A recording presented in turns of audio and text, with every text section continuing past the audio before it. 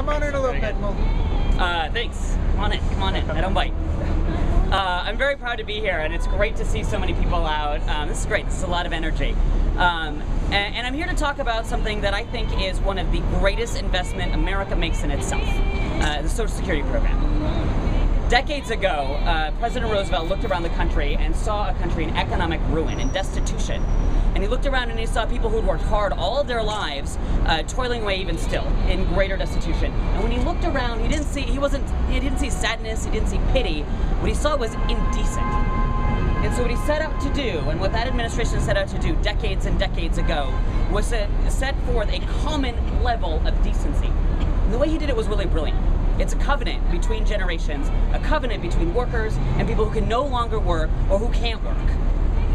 So basically it's a group of workers, people like me, who work year after year, put into an account, put into the Social Security Trust Fund, so that people who are done working or who can no longer work can live a decent standard of living. Now maybe they have something on top of that, or maybe not, but we as a society have decided together to work together in this covenant.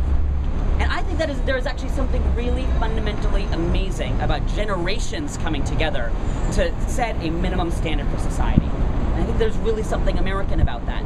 Because if I can work for years, I actually don't know how long I'm going to work. Now, look at me. I'm pretty young. I know I look 15. I'm almost twice that age.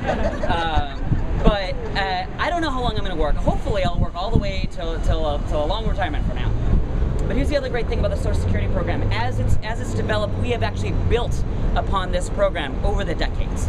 And so if something should happen where I can't work and I become disabled, I am still a beneficiary of that program. I still can expect that basic level of decency, and I know that this entire society is invested in that decent living. So when I see politicians attack Social Security, it isn't just shocking to me. I don't just disagree with it. I think it's filthy. I think it's indecent. I think when I become a grandpa, I have the exact same, or at that age, I don't know, maybe I won't become a grandpa. But at that age, I think I should be able to get the same benefits that people in that generation right now have. Because I'm working towards that. And the people, generations below me, will work towards their benefit as well. So when you attack something that is so fundamental to the society as Social Security, you're attacking a much larger principle, that intergenerational covenant. You're attacking something that brings America together through work. You're attacking something that is universal. And so I take a look at Pat Toomey, who can't even really decide exactly how much he wants to attack it or not, and he goes back and forth. Oh, it's not privatization, it's private accounts. Well, I don't know about him. His private accounts must be doing really well. Because right now, I don't think I want to be investing my future in what the stock market happens to do up and down. Maybe I can do that. Maybe I can make the choice to do that, and hopefully I will. Hopefully, maybe I'll do a little bit more. But at the very least, I've got a standard of living guaranteed to me by everyone. And so whether you're a participant, whether you're a beneficiary of Social Security, or you're working and paying into the system, we're all participants of that system.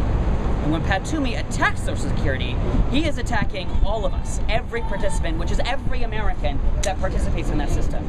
Yes. Worse than that, he's attacking me and my generation, people who are working, and the generation above me, and actually in this economy, the generation above that is still working. And he's saying, you work for it, you pay into it, but you don't get it. I don't want to leave a system for you. And I actually think that is fundamentally unfair. We built something strong and powerful decades ago.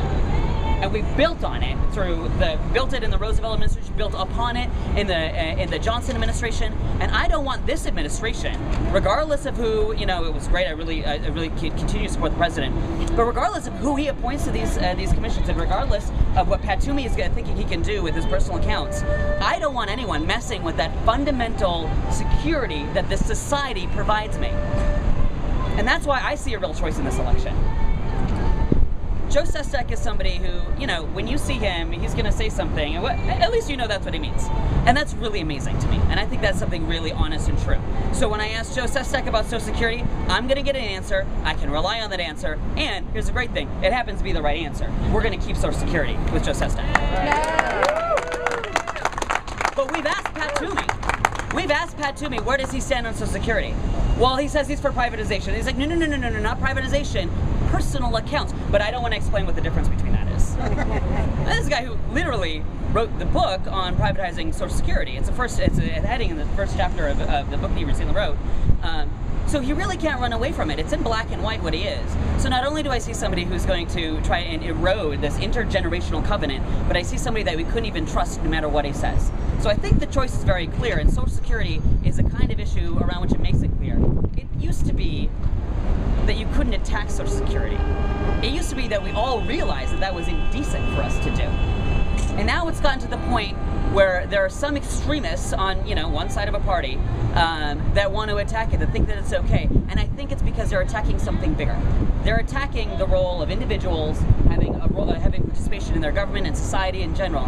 They're attacking the role of the government being able to guarantee through society a common set of decency and a common set of standards. I know that I'm going to keep working hard, and right now, what I'm going to keep working hard doing is making sure that we have elected officials out there that are supporting that intergenerational covenant so that I have a common standard of decency, and I want to thank you all for being out there. So are you guys going to go out and protect Social Security? Yeah! Oh, hell no, I did not hear you. Try that one more time. Yeah! All right, thank you. Woo! Woo!